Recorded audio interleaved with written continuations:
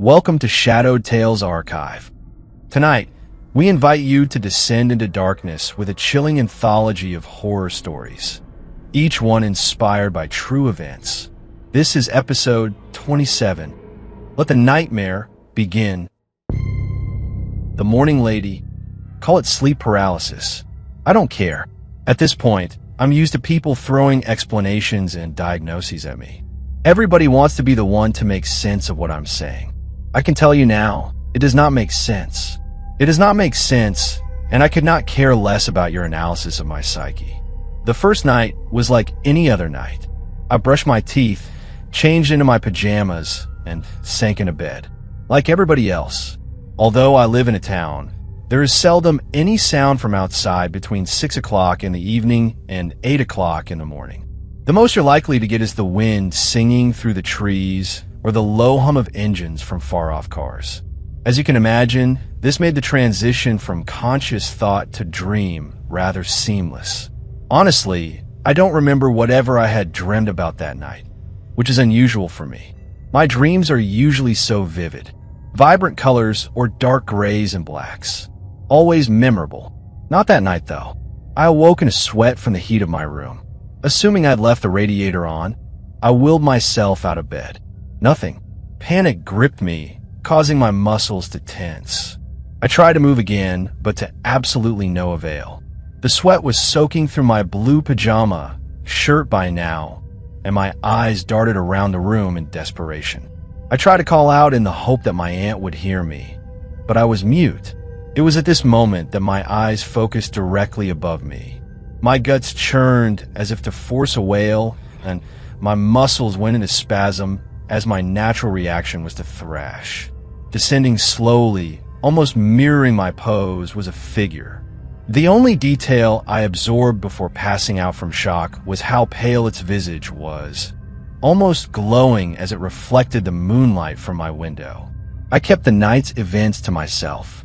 It had been a dream. A vile dream which had left me with a day of grogginess and headaches.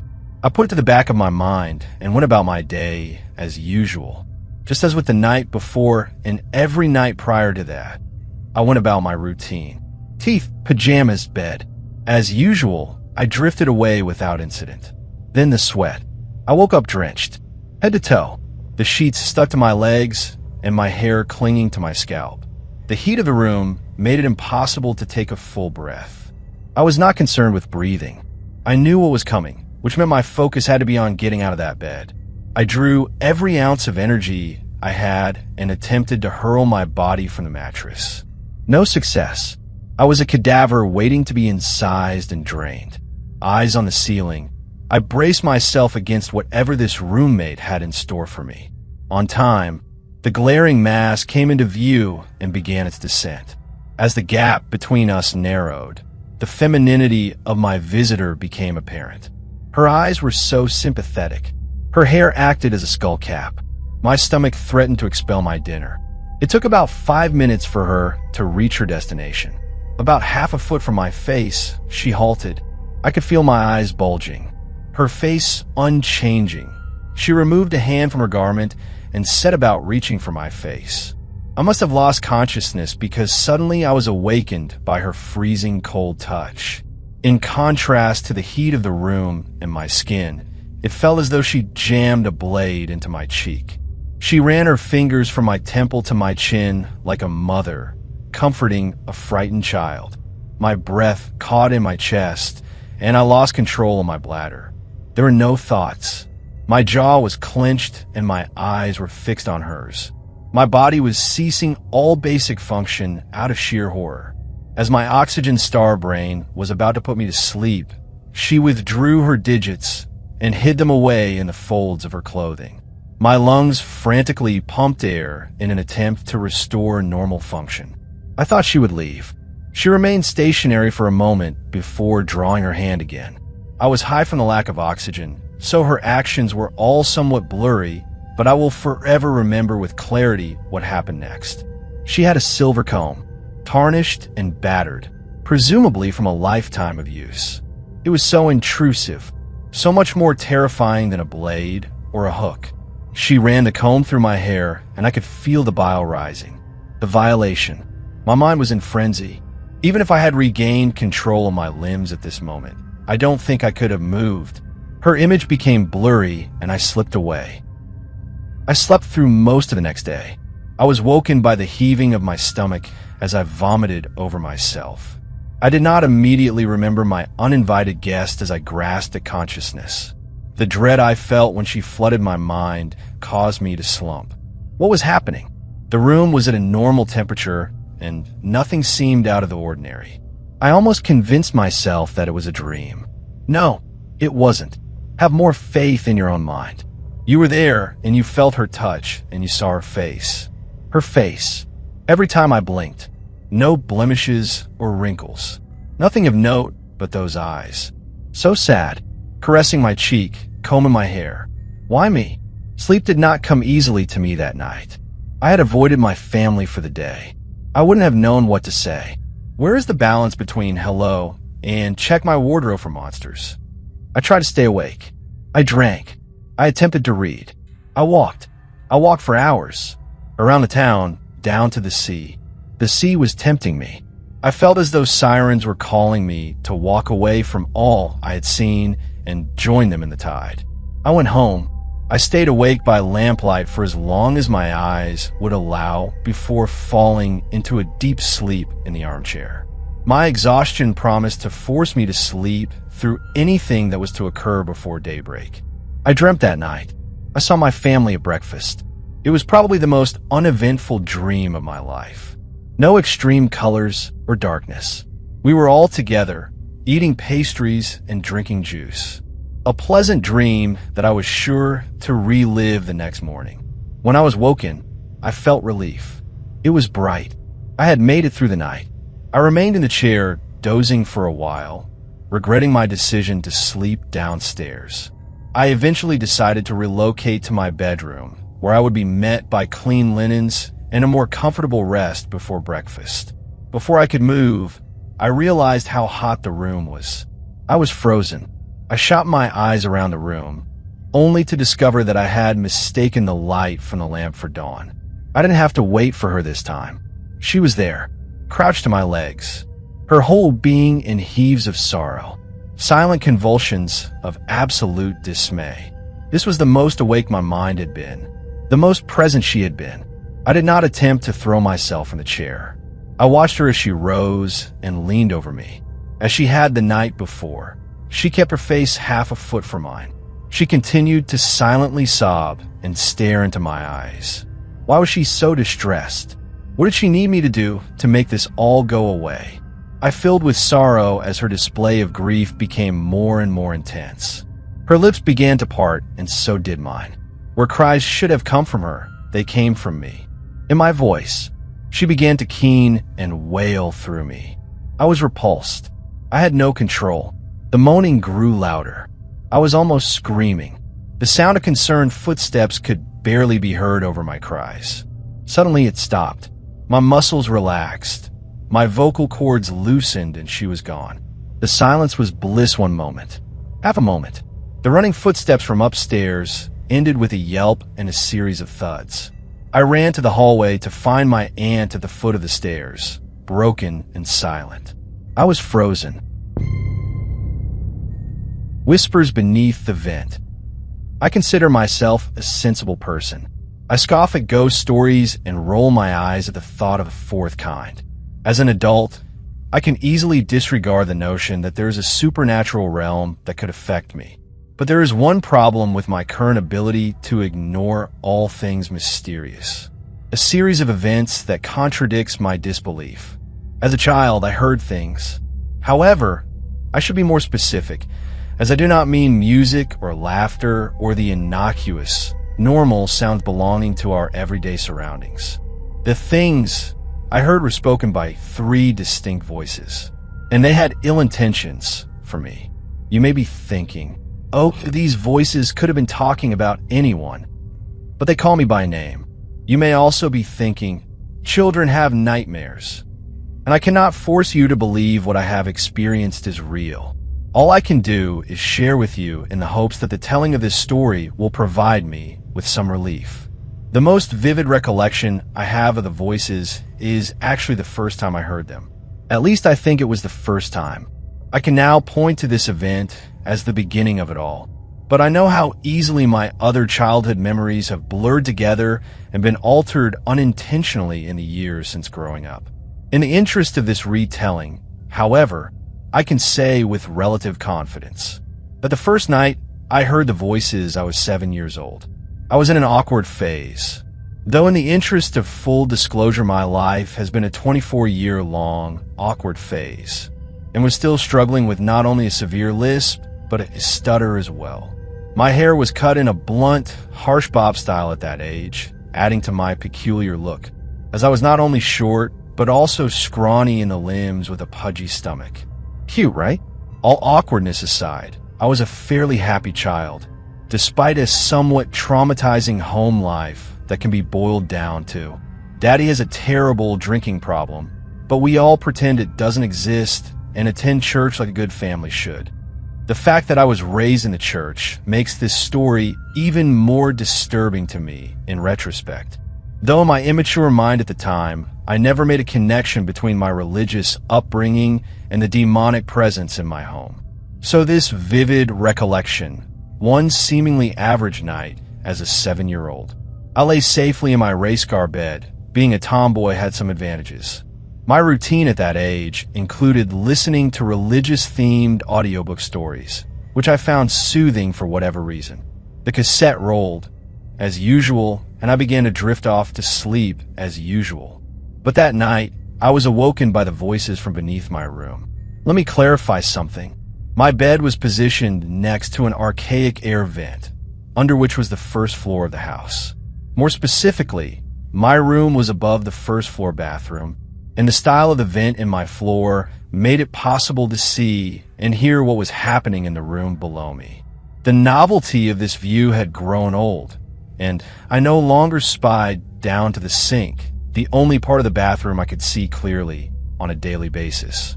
So when I heard soft murmuring underneath my room, I at first subconsciously processed the voices as my parents having a quiet discussion in the bathroom. I continued to drift. I remember that I suddenly realized that there were more than 2 voices. Though my brother and sister were born by that time, neither was old enough to speak in a clearly distinguishable voice. The drifting stopped. I sat up in confusion. I would like to tell you that I panicked immediately and became alarmed, but that just isn't how it happened. I was only perplexed, as I knew there were only 2 adults in my home, and there were 3 adult-toned voices conversing beneath me. From my position on the bed, I could not hear clearly what was being said, and as I was not entirely concerned at that point, I inched off my mattress slightly closer to the vent. I could not see down through the metal slats, as the lights in my room and the bathroom below were off, but I could certainly hear more clearly. The following is my best possible recollection of what was said. I do not claim to remember word for word, and the phrases were spoken softly, so I had trouble understanding exactly what was being said, but this narrative should give a general idea of what the voices said to me. Male 1, she's asleep. Male 2, we knew she'd be asleep. She's a child. It is night. Male 1, soft laughter. Female, but that's no reason to waste time. She will wake up. Male 2, this is kinder for Lena. Male 1, there is no kindness. These voices, obviously discussing me, belonged to 2 males and 1 female. Though her tone was raspy and deep for a girl, I remember thinking, after the first male voice had spoken the last sentence, there was silence.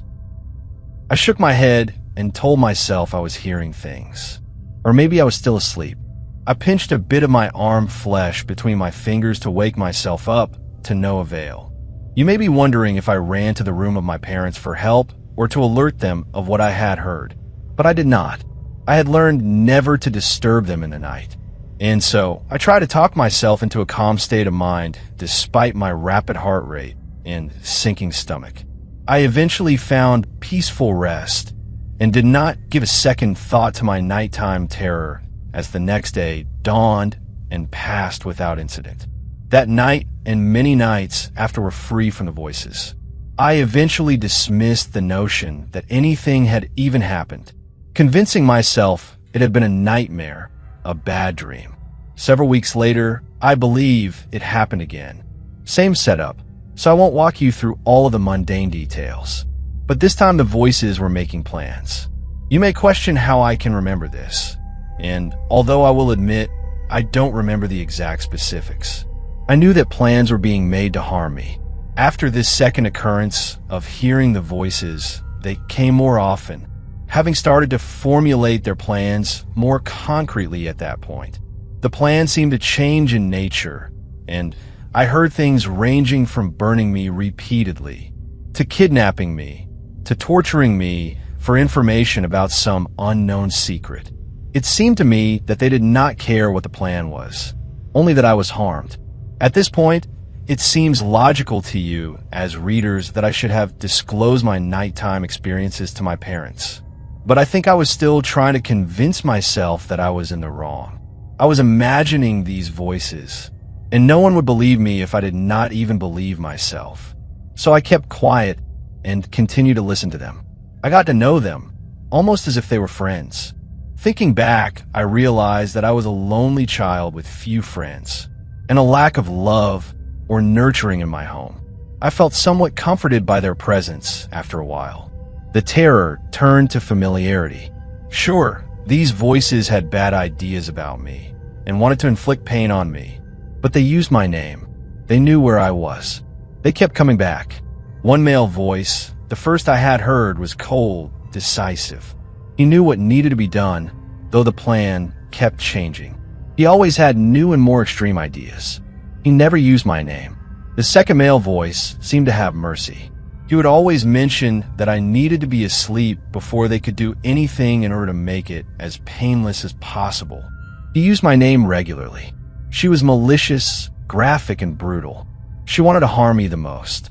She used my name occasionally, but with an edge in her voice that made me feel like my name was a dirty word. After a while, I wish I could tell you how long, but my memories of time periods are vague and inaccurate. I started to try to stay awake for as long as I could in order to catch more of their conversations. They would repeat the plans, uttering the same phrases multiple times, almost as if they were trying to bore me into sleep. But I also somehow knew that they didn't know I was awake. I began to think that staying awake was the only way I could prevent terrible things from happening to me. I would sit up in bed, on the edge of my mattress, legs dangling over the side, and listen to stories to keep myself awake. I would occasionally drift off to the sound of the voices, which had become almost as soothing as they were terrifying. But on nights when I could manage to stay awake until dawn, I would trudge through my day following the night of vigilant sleeplessness, proud of my ability to beat the voices. Even though nothing happened to me when I did fall asleep for any length of time, part of my brain told me that awake equated to safety and sleep to death. Nights without sleep passed. The voices changed their plans. I struggled to stay awake in school. It became routine as listening to my audiobooks on cassette. You may be wondering another thing. You may be very curious, readers. Why didn't I turn on the lights in the bathroom before bed so I could look down into the room and see whom the voices belonged to? I tried that. I would turn the light on, and one of my parents would flick it off before bedtime. I also tried sneaking downstairs and turning it on after they'd gone to bed. By the time I would reach my room and try to peer down through the rusting slats of the air vent, the light would be off again, making me wonder if I had turned it off at all. I began to feel like I was part of a twisted game that forced me to ask myself questions. Would I fall asleep? Why can't I get the light to stay on? Was I really hearing anything? As I quizzed myself each night, lying in bed tormented by the trio of voices, the terror grew, but not because the threats to my safety increased or frightened me more. I began to question my sanity. As a young child, to become so unhinged, I now realize was normal based on my belief that 3 people were underneath my room discussing plans to torture me. But at the time, I was determined to find my fault in it. If only I could stay awake all night. If only I could see who it was. If only I wasn't a bad girl who deserved to have these things happen to her. They seemed so sure that I needed to be hurt. I started to believe it. I decided to sleep through the night and let them carry out their plans. I was tired. I was guilty. I just wanted the confusion to stop. I slept all night, and all the next day, and that night as well. I slept for 36 hours. I remember my mother coming in and out of the room, tenderly pressing a hand to my forehead, presumably to check for fever. Little did she know I was the healthiest I'd been in a long time. Nothing happened. No plans were carried out. I rested my mind and body. I awoke eventually and went to school. My mother asked if I felt ill. I didn't, and told her so. The voices did not return that night, or the next night. They did not return in my childhood. When I look back on that period of my life, it is easy to chalk up my experiences with the voices as normal childhood fear of monsters. I wish I could. I am so solidly a disbeliever in anything paranormal that it makes no sense to me that anything in that realm could have occurred. Did any of this happen? I have given you my most honest recollections. I'll leave it up to you to decide. Thank you for letting me release my inner demons. I consider myself a sensible person. I hope I can stay awake tonight. I need to stay awake. The Crimson Sash Attendant. This all happened when I was 13. Things weren't great at home, and I drifted into the habit of going out very late most nights and just walking aimlessly around, exploring the pretty dull town in which I grew up. My parents went to bed early since they had actual responsibilities, so it was pretty easy to say I was going to watch TV at a friend's house and stay out till the small hours, creeping into bed well after midnight. There was a girl in my classes called Emily, who I didn't think had ever even noticed me previously. She was stunningly attractive and witty and warm and generally perfect, and I was very much invisible to girls. Invisible to most people, in fact. Don't ask me how this came about, as I am unsure myself, but we began to meet up on some of these nocturnal excursions, though we were never more than friends. I guess she must have been a fellow night owl, or maybe she was just bored like I was. I had no idea how to talk to girls, but I must have done something right, as somehow she seemed to like me, though I'm hardly what you would call a ladies' man. I sure as hell liked her. We got into a routine whereby she'd slip me a note in school with something scribbled like "meet me by the shop at 9 o'clock," and we'd hang around in the dark and talk about dumb things. It was the sort of town where everything shut down at night, and so we had the roads, parks, and cemetery to ourselves. She'd show me the house she grew up in, and I'd tell her about some local ghosts and legends that I'd half invented myself. We'd usually gravitate towards our school, which is surrounded now by a 7-foot chain-link fence like a concentration camp. But in those days, anyone could wander around the paths and grounds, with a big playing field and forest at the rear. There were benches and bike sheds if we needed to rest or shelter. We were still just about young enough to have a good time without cigarettes and alcohol. So one night we had arranged to meet as normal, and I stood over the road from the corner shop that was the only place in town still open so late, sort of watching from the shadows, as sometimes one of the staff would see me and storm outside to tell me to get lost. But Emily never showed, which was the first time. I gave her another hour and left pretty hurt and angry, which in hindsight was an overreaction. In all probability, she wanted to come meet me, but maybe her parents had stopped her or something had come up. Neither of us could afford a mobile phone, which was still for the rich kids back then. I couldn't really hang around waiting any longer anyway, as it was October and cold enough so that even an indestructible teen like me could feel the chill. I wandered aimlessly until about midnight, when I wound up sat on an old bench overlooking our school, at the top of some long, gradual steps which led down to one of several entrances to the sprawling school structures. I was miserable and dejected and could see my own breath, for like an idiot, I was always underdressed for the cold British weather, with only a thin sports jacket over a t-shirt. I was one of those kids who never needed much of shove to sulk and strop, so I sat and shivered and felt sorry for myself. Thoughts flashed through my head of suicide or self-harm, until I noticed there was a light on at the bottom of the steps, which, strangely, I hadn't noticed earlier. The dim light shone through a small window in a door which led into the school science block. This was bizarre. No one should have been inside the school at this hour. I sometimes stayed late with a detention, and even a couple of hours after the students left for the day. There were no cleaners or teachers left around. The place was eerily deserted and as quiet as the grave. I decided to go and have a closer look. I don't think I would have done if I wasn't in such a lousy mood. I guess I figured that the evening could not get any worse. So I made my way down the steps to the pale yellow glow, which seemed comforting, like a sanctuary from everything wrong with the world. My curiosity was off the scale too. Maybe this was something exciting like a robbery in progress, or some older kids who'd broken in looking for someplace warm to get high. The door to the school wasn't locked, and I saw the light was coming from another door leading to a room beneath some stairs, which I had never really noticed before. I cautiously entered into a nurse's station of sorts, a small room with a couple of old battered school chairs and a mirror on the wall over a sink.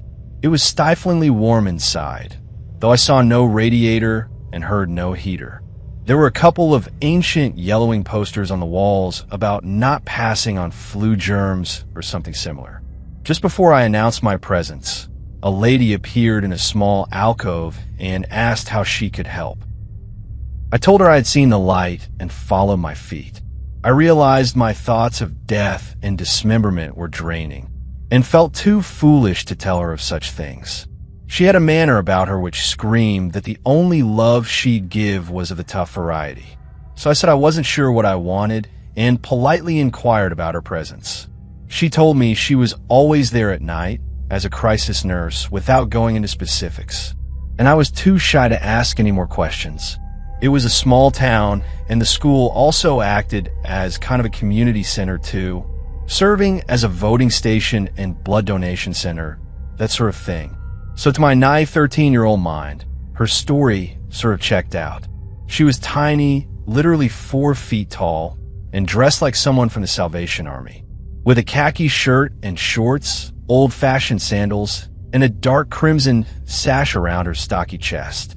I never once saw her smile, but didn't really see this as strange or unfriendly until I thought about it later.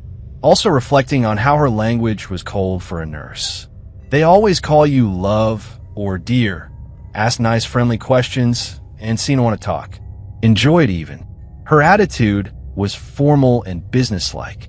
There was an awkward silence before she suggested that I must have known why I had arrived there. So I said that I guessed I lacked direction, which was a stupid thing to say, but it seemed appropriate somehow. She said she was part of a team who people could turn to when they felt alone or undervalued. Showing no emotion, she began to speak of pills which might help. I mumbled some vague agreement, a little bewildered, as I knew nothing really of medication back then, and she disappeared back around the corner from where she had first emerged. I could hear cupboards and drawers opening and tablets rattling in plastic jars. She told me she had just the thing to make me feel better and spoke of doses and such like.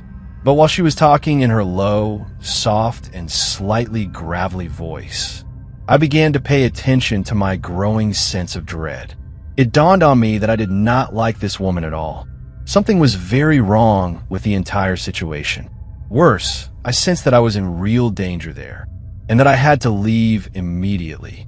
So while she was still in the back, rummaging and muttering, I slipped straight out the door and hurried home to bed, not looking back once. I have no more memories of that night. When I awoke, the whole thing seemed unreal, with my recollection rapidly disintegrating, details vague like in my dreams.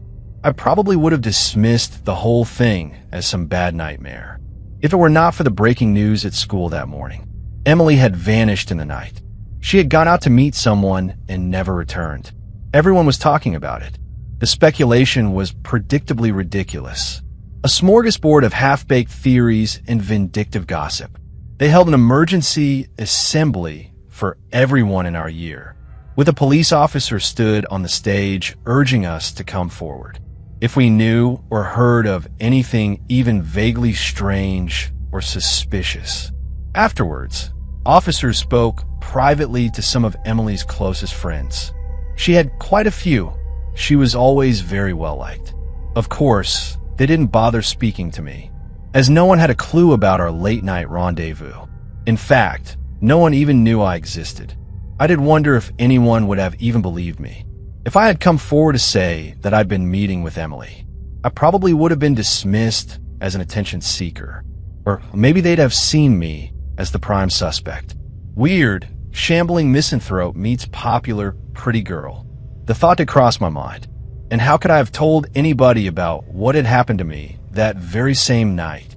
They'd have pegged me as insane and thrown me to the wolves one way or another.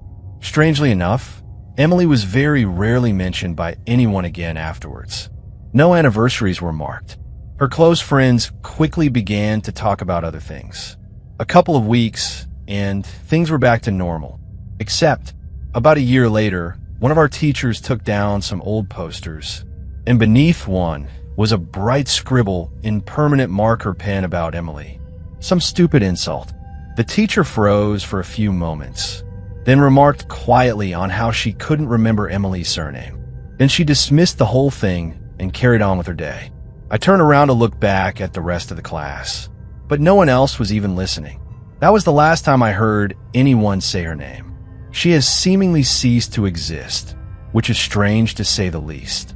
The police seem to drop the case pretty soon, and an internet search throws up no record of her at all.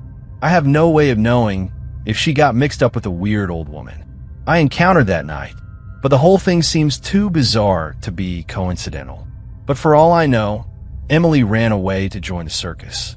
It is maddeningly vague. I did discreetly ask if the school ran some sort of late-night therapy service for troubled teens, but you can probably guess the answer. I really should have gone and said something to Emily's parents, as I consider myself at least partly responsible for her disappearance. But I was far too immature and awkward to ever have confronted them. What a total wimp. And that is the end of the story. The end of Emily, I guess. I've since moved to a new town, but sometimes I return to revisit the places where me and Emily would go to on those few fleeting late summer nights. The school is still there. It's been pretty heavily redeveloped in recent years. Every part seems totally different except for those long, gradual steps down to the old science block. I walk past every once in a while, and I stand above those steps and stare down at the school, and I still wonder what the hell happened. The night after Tempest, Mira. The events in this story occurred on a warm and humid night in late August of 2008. The night after Tempest, Mira ripped through our town in Gadsden County, Florida. Looking back on this, I will say that the terror of that storm was nothing compared to what followed the night after the storm passed through our area. The days prior to this storm making landfall here was a scary time. We had heard that it was coming in this direction, and we prepared for it. But in the back of our minds, we thought and hoped that it would head elsewhere. I mean, after all, this area had not been hit directly by any hurricane or tropical storm since Hurricane Kate in 1985. Considering this is Florida, this area had been lucky for the past 23 hurricane seasons. We had hoped to stay that way. However, there was something quite unusual about the path of this storm. It seemed to have made a deliberate path that covered the entire state of Florida. The night after the storm was a very peculiar and unervingly silent night. After the storm, the sheriff of our county ordered a mandatory curfew, asking that everyone please ensure that they remain indoors after dark until things were restored back to normal. Because of this, there were no cars on the highway, which made it even more silent. We live very close to a river that runs through this part of the county. Although the river is not close enough to see from the house, and a considerable walk through the woods, the storm had caused it to swell into a raging and violent river that was now literally in the woods behind our house. Besides the distant sound of the raging water and the occasional eerie whisper of the wind blowing through the pines, there was nothing. It felt as if I was the last person on Earth. But little did I know, I was not alone. Since the storm had passed, my parents decided to go stay with my elderly grandmother.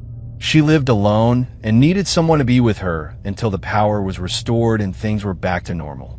I was 19 years old at the time, so this was okay with me, although the thought of being alone in the dark seemed a bit unnerving. There had been warnings on the radio of looting in the area. So as a precaution, we mounted 2 outdoor trail cameras outside. We live in a highly secluded and wooded area, so I hoped that the chances of anyone coming here were low. One of the cameras was mounted above the back door and it was motion activated. Therefore, anyone or anything, in this case, coming up to the back door would trigger it to flash and take a picture. The other one was pointed towards the screen door of the front porch. I was sitting in the living room, had a few candles burning in the room, and the living room windows open. The storm had left behind a warm and sticky humidity in the air, and since the lack of power meant no air conditioning, the only relief was to have the windows open. I only wanted windows open in the room that I was in currently, because the warnings on the radio had me pretty nervous. As I was sitting there, trying to read with what little light the candles provided, I began to hear the faint sound of leaves crackling, as if something was coming. At that moment, it sounded far away, but just close enough for me to hear it. I immediately blew out the candles, as I instantly feared that it was the looters they warned us about on the radio. If that was the case, I did not want them to see me through the windows. I crouched down against the wall, sitting in complete darkness, looking towards the window, hoping that maybe I could see if someone passed by. I sat there, continued listening for the sound, but seemed to have stopped for a few minutes. In some attempt to comfort my worried mind, I began thinking, perhaps it's wildlife trying to get away from the swollen river. Just to be safe and certain that it was not a person, I continued sitting there. For a while, all I could hear was the faint sound of the river rushing through the trees in the woods behind the house, and the whispering pine trees swaying in the wind. The only 2 sounds that remained in my world at this dark and scary time. For what felt like an hour, but was really only a matter of minutes, I started to hear the sound again, but this time it was closer. In addition to this, the sound of crackling leaves was not only closer, but I began hearing this awful sound that sounded almost like that of a squealing pig or wild boar. The sound stopped for a moment. I thought, perhaps it really is a wild boar, which is not uncommon in this area. I sat there, quite freaked out at this moment, and it was then that I realized I had not locked the back door. I decided to get up and make my way back there to lock the door before whatever it was had a chance to get in. While I walked towards the back, I saw a flash through the window, which indicated that something was already at the back door. It was the flash from the outdoor camera mounted above the back door. Frozen in fear, I stood still for a moment in dead silence when I heard the sound of heavy boots in the utility room where the back door was. At this moment, I felt sickly and terrified as I knew I was no longer alone, and that now, someone was in here with me. Was it looters? Was it someone here to cause me harm? All kinds of thoughts racing to my mind, including where I was going to run to. I could barely make out the sight of a tall figure standing at the doorway. I had a flashlight in my hand. I turned it on and shined it towards the door to the utility room. It was then I saw it. Still today, the most terrifying sight I've ever seen burned into my mind forever. There stood a tall figure with the darkest pits in its eyes, a head full of small and goat-like horns, and hooves as its feet. But yet when it walked, it sounded as if a heavy man with boots was walking. Every time it exhaled, it sounded as if it were grunting. It immediately charged at me, making a wheezy, squealing sound. I ran into the guest bedroom, which was right beside where I was standing. I ran in, slammed the door shut, propping against it to hold it closed. I was expecting a struggle, or at least for it to make an attempt to get in. Instead, after slamming the door, all I heard was silence. Where did it go? Or more seriously, where did it come from? It appeared to come from the greatest depths of hell. Was this Satan himself? For what felt like an eternity, I sat quietly against the door, waiting, hoping it was gone. I didn't sleep at all for the remainder of that night. After daylight came, I decided that I had to at least check the house. I slowly opened the door, an inch at a time, and saw nothing there. I took one slow step at a time throughout the house and noticed nothing other than the back door wide open, swaying in the wind. My thoughts were that nobody would believe this harrowing story, but I knew if I could retrieve the photo from the back door camera, then just maybe it would show everyone this hideous creature. Several days later, when power was restored, I connected the camera to my computer to pull up the photos. To my dismay, there was indeed one photo, but what it displayed was not what I saw in front of my very eyes. It showed a blurry orb-like object passing in front of the camera. Still today, I wonder, what was it? Where did it come from? And where did it go? I never before saw anything like that here, and never again has it showed its ugly face. However, I am forever haunted by it. I still wake up a lot of mornings at exactly 3:33 a.m. Coincidence? Every time I awake to the sight of 3:33 a.m. on my alarm clock, I have to wonder, is it here? Is it somewhere close by, watching and waiting? Did this entity come here to send a message? Or did it come to send a warning? Was it related in any way to this storm that seemed to deliberately trace its way to me? Perhaps these questions will never be answered. Or perhaps the next time you awake at 3:33 a.m., it could be somewhere in the room with you, hiding in the darkness around you, watching and waiting to show itself. I worry what kind of events will come along with the next big storm, but I will never forget what I saw the night after Tempest Mira. The smell beneath the pines. Thump! Lena jerked awake. She glanced at the window, afraid of what she would see, yet it revealed nothing but the dark night. They're back, she thought anxiously. A week ago, Lena awoke to find that somebody had spray-painted loops and scribbles of blue and red on their garage door. Karen thought it was a rival gang at first, maybe trying to intimidate Derek's clan, but Lena wasn't so sure. She'd never seen gang graffiti like this. Usually it was only one color, and they'd write out just a letter and a number, like the X4 she'd seen in a bathroom stall at school.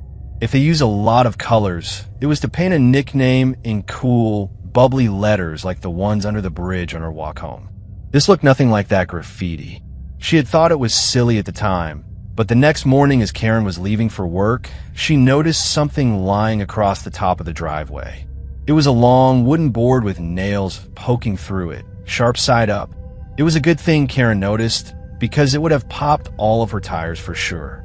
Lena was anxious about it, though nothing bad had happened. The events were strange, more than anything, but Karen said she'd ask Rick to stay over the next night to keep them safe. That made Lena feel a little better, but something happened that night too. Lena thought all those globs of white on his shiny BMW were just bird poop. It looked like a whole flock of giant birds had unloaded their intestinal burdens right on his car on purpose. And since Lena didn't like him much, it made her laugh. Rick got mad and cursed a lot though, because the globs turned out to be paint remover. He'd have to get the whole car repainted. Somehow, targeting a full-grown man like that made Lena more frightened than anything else. It didn't feel like teenage pranksters anymore, nor gang rivalry. At the present, she was worried she wouldn't be able to hear anything even if someone was right outside the door, because her heart was pounding so hard in her ears. She strained to listen for another sound anyway, and thump, thump. Her eyes darted to the source of the noise and realized it was coming from Derek's bedroom, which shared a wall with the living room. They're probably doing it. She cringed in discomfort. Derek and Maya were supposed to be watching her. She didn't really need a babysitter, but Rick didn't want to come over anymore. Karen had night classes and wouldn't let Lena stay here alone, since someone kept messing with the house. Thump, thump, thump. Lena turned up the volume on the TV to drown them out. She'd fallen asleep watching Nickelodeon, but now an old show in black and white was on. She considered just going to bed, but her room was upstairs and the staircase was dark.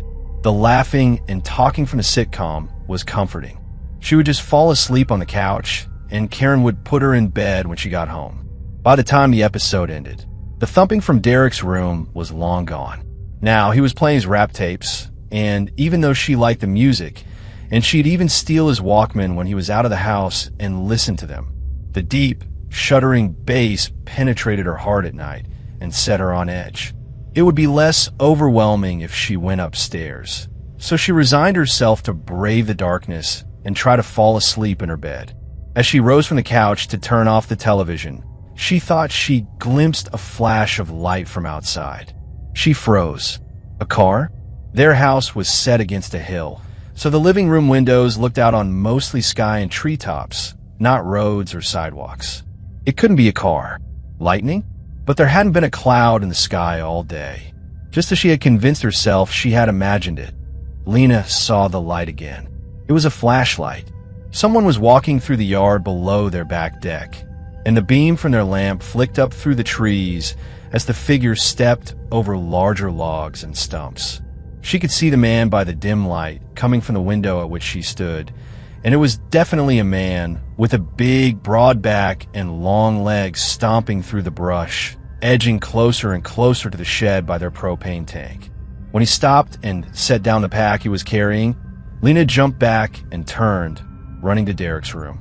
She glanced at the splintered hole that he had kicked in the door and for a moment reconsidered. But someone was outside their house, and she didn't know what else to do. Lena knocked, waited, knocked again, knocked louder, and finally she heard footsteps coming toward the closed door. Derek threw it open, and a smelly wall of smoke hit her face. It wasn't like his room usually smelled, that weirdly sweet smell like a skunk but not bad. This was more like when Karen cleaned the oven, or like a litter box, or both at the same time. What do you want? There's someone outside. Shit, Karen's home. No, it's not her. I think it's like last time. Lena started to cry. Derek was being stupid. His eyes were red, and Maya was just lying there in his bed, doing nothing, when there was someone outside their house. She wished Karen were home. Someone's outside? Yes, that's what I'm trying to tell you. Lena sobbed. Derek pulled on his red and black plaid jacket and clumsily pushed her aside. He strode to the living room window, the one looking out down the hill, and Lena followed. She could see the man down there, crouched over his pack like he was trying to hide, as he pulled something out of his pack. Something long and shiny. It was a handsaw. Lena pressed her face to the glass to see better. Hey, I see you, motherfucker. I'm gonna call the fucking cops.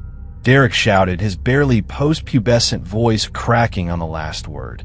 The man leapt up and dropped the saw. Before Lena's brother could shout anything else, the man was sprinting up the hill to Begonia Road, running at an angle to get away from their house. Derek turned on his heel and burst out the front door. Just as Lena was starting to worry that her brother had found the man and the man might hurt him, Derek came back in the door, sweaty, pale, and out of breath. He's gone. Are you sure? Yeah. Do you think he'll come back? I don't fucking know, all right? Just go to bed. Lena went upstairs to her room, but she couldn't sleep. She sat on her bed until she saw the headlights in her window that announced Karen's return, then crept to the landing outside her room and listened to Derek tell her what had happened. Jesus, Karen sighed when she'd heard the story. Thank God you guys are okay. Yeah. Who do you think? Don't look at me like that. Karen, it wasn't because of me. I didn't say it was Derek. I just don't know who else could be doing this or why. What if it's some punks trying to scare you? He wasn't trying to scare us. He was trying to blow up the house. The house wouldn't have blown up. It would have caused a leak, that's all. Cost us a fortune to have it fixed and the tank refilled. Maybe the spark from the blade would have started a fire, but it wouldn't have blown us up. I'll check it out tomorrow. Maybe you didn't know that. He was trying to blow us up. They went quiet. Lena tiptoed to her bed and crawled under the covers so that when Karen came in and checked on her, she would have thought the girl was deeply asleep. But she didn't sleep at all that night. Karen said the tank was probably fine the next morning, but she could smell the propane and had called a professional to come and make sure there wasn't a leak. It was Saturday, so Karen made French toast for Lena and Derek. Maya was still sleeping. The phone rang. Karen lifted it from its mount on the wall and said hello. Her face went cold. Lena's dad must be on the other line. He asked how she was. Lena guessed because Karen said fine, but she said it in the high-pitched voice that betrayed her words. Karen never lied except when she said fine, and always in that tone. Lena's dad wanted to come over and borrow some tools from the shed. Karen didn't say anything about last night or the other nights. Lena knew Karen was afraid that he would use the information in court to make her seem like an unfit mother. He did that when Lena got lies from school and said that Karen's home wasn't clean enough. Karen's house was always clean. Lena's dad arrived in his big, white Chevy truck soon after they finished breakfast, and he walked into the house like he lived there. He swooped Lena up onto his big, broad shoulders, and she wrinkled her nose at the odd smell on his thick jean jacket that had mingled with its usual scent of sawdust and cigarettes. Karen gave him a cup of coffee, black. He talked about the garage door, said it was gang-related for sure, and he shot Derek a nasty look. I don't think so, Tom. I haven't seen any graffiti like that before. Karen said, Well, I have, and I think you know what to do about it, Tom said, looking accusingly at Derek again. Derek got up and went to his room. Yeah, I do, said Karen. We repaint. Tom offered to help and said he'd be back tomorrow with a roller and a bucket of paint, but now he had to leave, so he went out the door and hiked down the trail to the shed. Lena went outside when he was back up at his truck to say goodbye. He was lifting a pack into the passenger's seat, and she saw something shiny sticking through the open zipper. What's that? She asked. A saw. I'm helping someone with a project today. You don't have one of those? I did. I must have left it here the last time I visited. They locked eyes for a moment, and Lena tried not to let her thoughts show on her face. She wasn't sure what she thought anyway. She felt like she did when she was taking a test at school, and she knew the answer to a question, but just couldn't pull it up in her memory.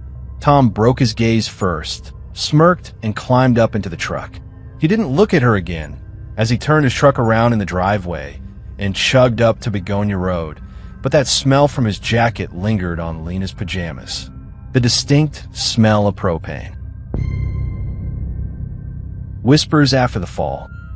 Sometime in the spring of 2014, my friend Eric Rook Damon passed away.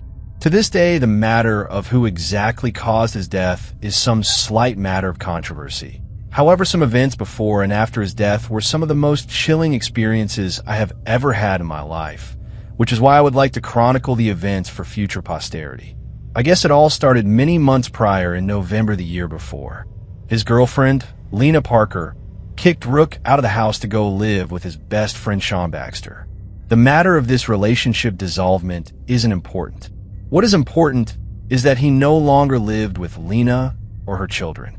Because of the social politics involved regarding the breakup, I decided to let things cool off for a while and consciously avoided that group of people hoping that Lena and Rook would get back together.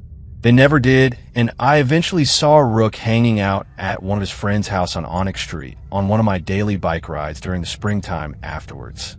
We exchanged a few words and buried the hatchet on a few matters and agreed to get together within a few days to go play some pool at one of the local bars. I took off and didn't hear anything from him for several days. When I finally did, the event would leave a very disturbing note on my psyche. I hopped on Facebook one afternoon and Rook then private messaged me. It was strange. He said key, then said get a hold of me. I responded with where are you staying at? Because I was not sure if he was still living with Sean Baxter. He then said directly behind DQ, in an obvious reference to the Dairy Queen restaurant in town.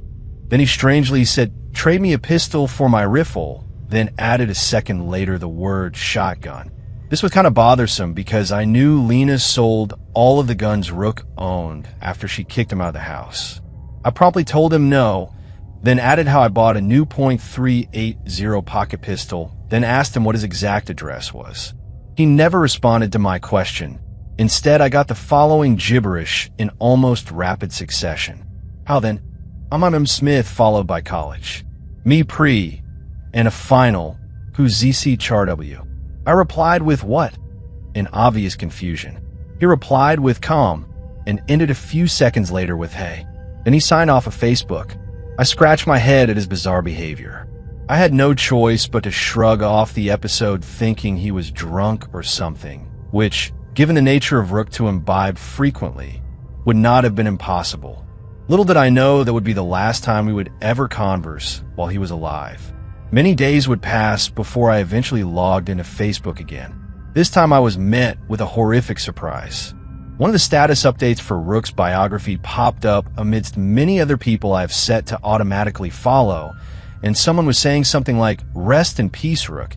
You shall surely be missed," on his publicly viewed profile. That seemed a little odd to me, so I brought up his profile and noticed dozens of people writing their condolences for Rook's passing. Nobody said anything about how or when he died, and I didn't bother to interrogate people I have never met before. This was disconcerting, and I attempted to get a hold of some of the other acquaintances we shared, and even his sister, but to no avail.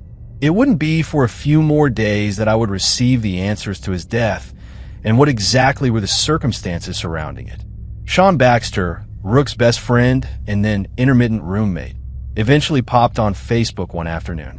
I asked him if he was at home, and he said would be there soon, so I arranged to come over to his mobile home for a bit of talk. A half an hour later, I arrived at Sean's mobile home. He let me in the house, then took a seat in the recliner, while I sat on the couch adjacent his recliner that separated both by a gap that led into the kitchen behind the wall in which the couch back ran flush with. After getting comfortable, I then brought up the issue of Eric Rook Damon. Sean immediately broke into tears, and he numbingly stared at the television set while rolling up a cigarette. He told me that Rook was coming home one late night after getting into an apparent fracas with some ruffians over a possible drug deal. The exact incidents were related by Rook to his sister, the home of which he went to afterwards. Apparently, these hooligans clubbed him in the back of the head with something.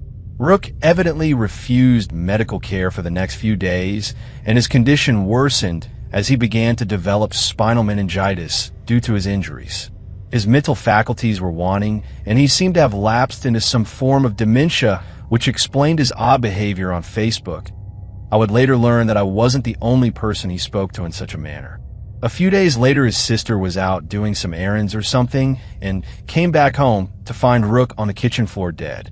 Sean isn't exactly the most emotionally mature person I've met, and he didn't stop crying or bother to wipe the tears away as they streamed down his face as he related the story to me.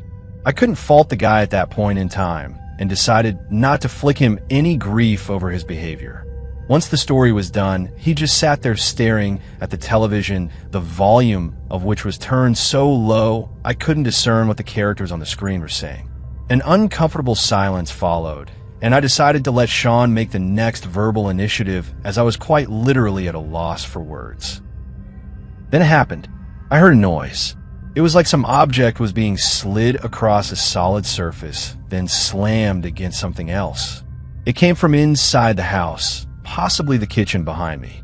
I honestly thought someone else was in the mobile home with us rifling through some cupboard or something.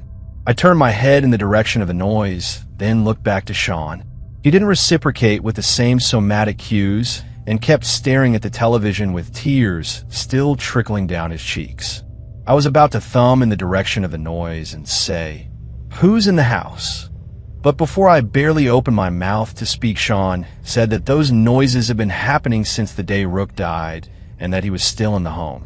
A moment of terror enveloped me. If the previous silence was uncomfortable, then this instant of spectral clarity was maddening. I no longer wanted to be in the home, but I was honestly scared to get up off the couch and excuse myself. I just sat there in silence for many minutes as Sean gently puffed on his newly rolled cigarette. He just seemed blasé to the whole creepy affair that just happened. A few more minutes went by, and he got a phone call on his landline from his friend Kyle and asked me to drive him over to his house so he could buy some pot off the guy. Without reluctance, I agreed, and we were soon driving out of town moments later. Lena, Rook's old girlfriend, would over the course of many months past Rook's passing say that she somehow felt his presence around her. Even as we scattered Rook's cremated ashes at Salt Creek Falls and in 2 places at the grounds of the Oregon Country Fair, that summer, she would confess about Rook's spectral company over the course of the 5-day long road and camping trip. I only imparted this story to a few people over the last year and a half, with some persons openly concurring to the notion that they accept as a matter of fact all manner of supernatural happenings while relating stories of their own. Only a few were skeptical. I then finally managed to bring up the tale to my mother as I visited my parents earlier this summer. Being a religious woman of the evangelical variety, her expression after I told the tale was, as to be expected, one of abject terror. She said to me, very bluntly I might add, that if you ever hear something like that, you just start praying. I honestly am not sure what I bore an oral witness to. Sean owned no animals, and I'm sure we were the only persons in the house at the time. It was a nice, warm, sunny day, and as we left for Kyle's house, I visually checked to make sure no trees or other objects were rubbing up against the mobile home somehow. I am unsure of just what happened. The effect was so bothersome that the very night of the day the incident happened, I actually lost sleep over it. I have only ever lost sleep 2 other times in my life over issues of family and job matters.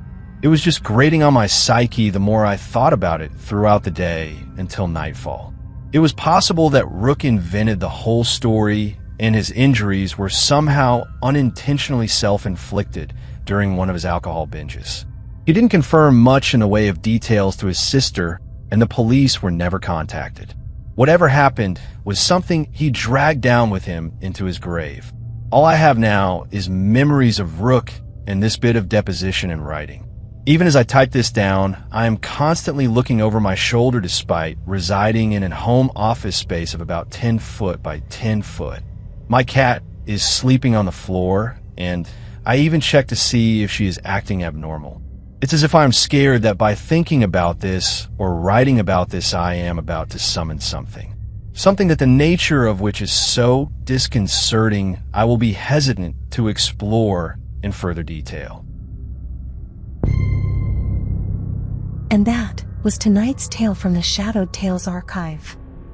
If it left a mark on your mind, if the silence feels heavier now, then the story did what it was meant to do. Don't forget to like, subscribe, and share the darkness. New stories are always on their way. Until then, keep the lights low and the doors locked.